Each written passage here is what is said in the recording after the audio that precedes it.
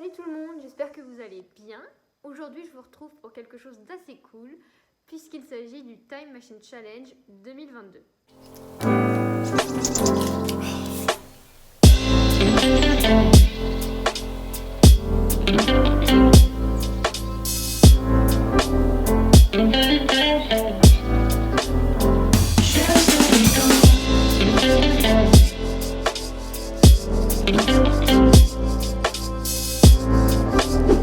Challenge. Il s'agit d'un challenge littéraire qui a été créé par Fruitreader il y a maintenant 4 ans et il s'agit pour moi de la deuxième session. Je l'ai commencé l'année dernière, c'est ce qui m'a remis dans la lecture intensive et c'est aussi celui qui va me mettre sur les rails de YouTube puisqu'il s'agit de ma toute première vidéo.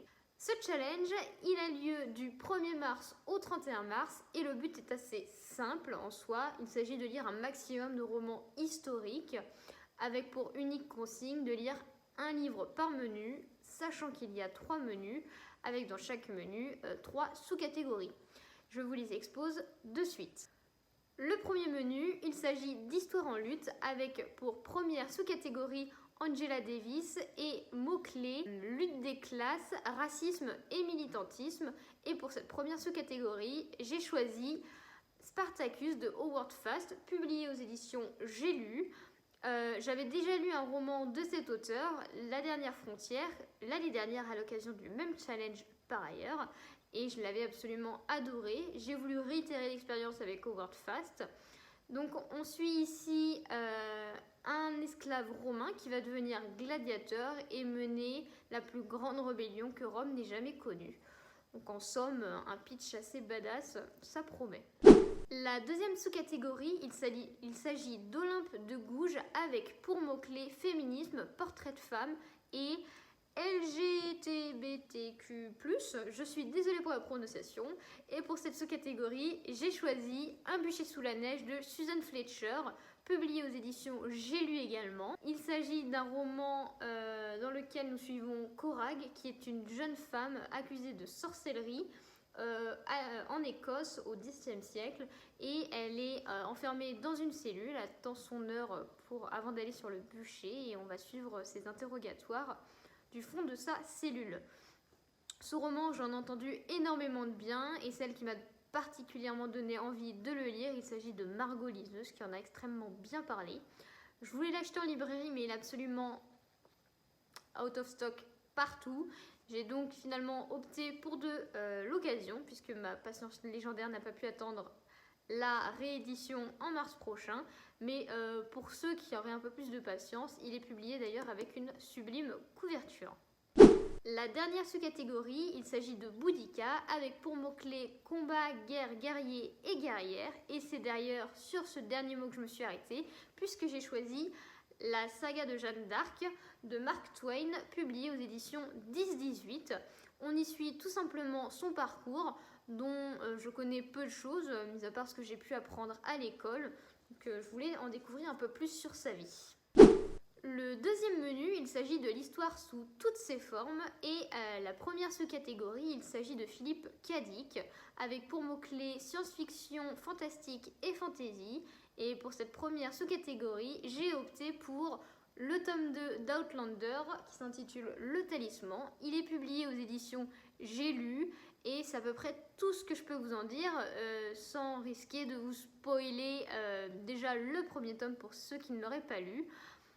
Globalement, le pitch, c'est Claire Beauchamp qui est une infirmière qui part en voyage de noces avec son époux en Écosse et qui se retrouve propulsée plusieurs siècles auparavant.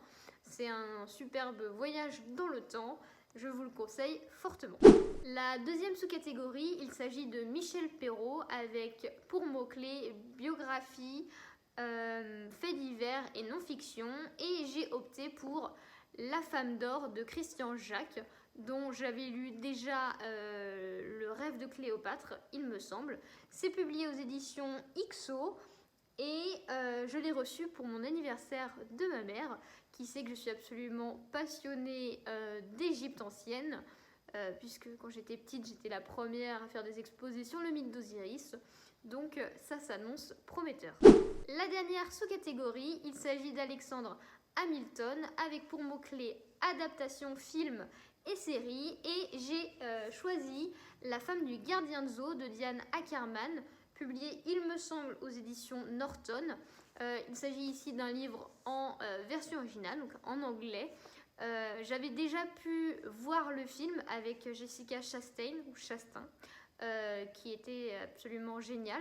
Donc on y suit un couple qui possède un zoo pendant la Seconde Guerre mondiale et qui décide de faire de la place dans les cages des animaux pour y cacher des juifs.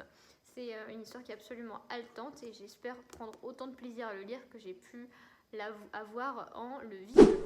Le dernier menu, il s'agit des Piliers de la Terre, avec pour première sous-catégorie, et ça paraît absolument logique, Ken Follett.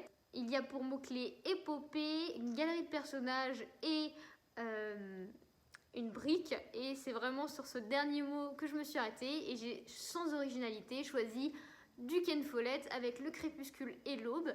Il s'agit d'un préquel au Piliers de la Terre, il me semble, que je n'ai d'ailleurs toujours pas lu. Et si celui-ci me correspond tout à fait, je pense que je lirai la suite. La deuxième sous-catégorie, il s'agit d'Alexandre Dumas et il faut lire ici un classique, un incontournable ou il me semble une aventure. Et pour cette deuxième sous-catégorie, j'ai opté pour du Alexandre Dumas avec La Reine Margot. Donc je vais vous lire le résumé parce que je pense que je ne me sentirais pas forcément capable de vous le résumer correctement. Donc, des noces vermeilles de Marguerite de Valois et Henri de Navarre, prélude au massacre des protestants, à la mort de Charles IX baignant dans une rosée de sang, les 2 années qui s'écoulent comptent parmi les plus cruelles de l'histoire de France. Guerre civile de religion, lutte d'influence au sein de la famille royale, complot et assassinat politique forment la trame sombre sur laquelle se détache la figure de Margot. Beauté incomparable, dame galante, cette fille de France est aussi une femme de lettres, doublée d'une redoutable politique. Marguerite est avant tout une Valois, fille de roi, sœur de roi, femme de roi. Et le brave Lamolle, ce jeune gentilhomme protestant réfugié dans l'alcôve royale pour échapper à ses assassins la nuit de la Saint-Barthélemy, sait que l'amour qu'il voue à cette perle le précipitera au cœur d'intrigues de pouvoir où la vie d'un homme n'a guère de poids. Ça a l'air passionnant, je vous en donnerai des nouvelles. Enfin, la dernière sous-catégorie du dernier menu, il s'agit de Toni Morrison et il faut ici choisir un livre en rapport avec un auteur renommé qui a reçu un prix ou qui parle de mémoire, et j'ai opté pour Captive de Margaret Atwood, qui est une autrice renommée, qui est publiée aux éditions ici 10-18. On y suit Grace Marks, qui est une jeune femme de 16 ans à la fin du 19e siècle, qui est condamnée à la réclusion à perpétuité pour double meurtre.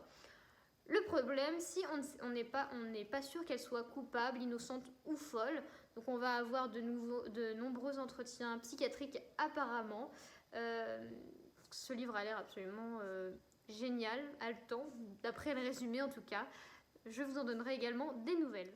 Donc voilà, c'est tout pour ma pile à lire du Time Machine Challenge 2022.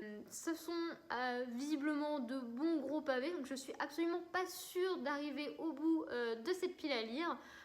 Après, on peut toujours essayer. Je vous ferai une vidéo bilan probablement à la fin mars ou début avril pour vous tenir au courant s'il y a eu des coups de cœur, vous donner des petits conseils, etc. En attendant, je vous souhaite à tous un excellent challenge et je vous dis à une prochaine.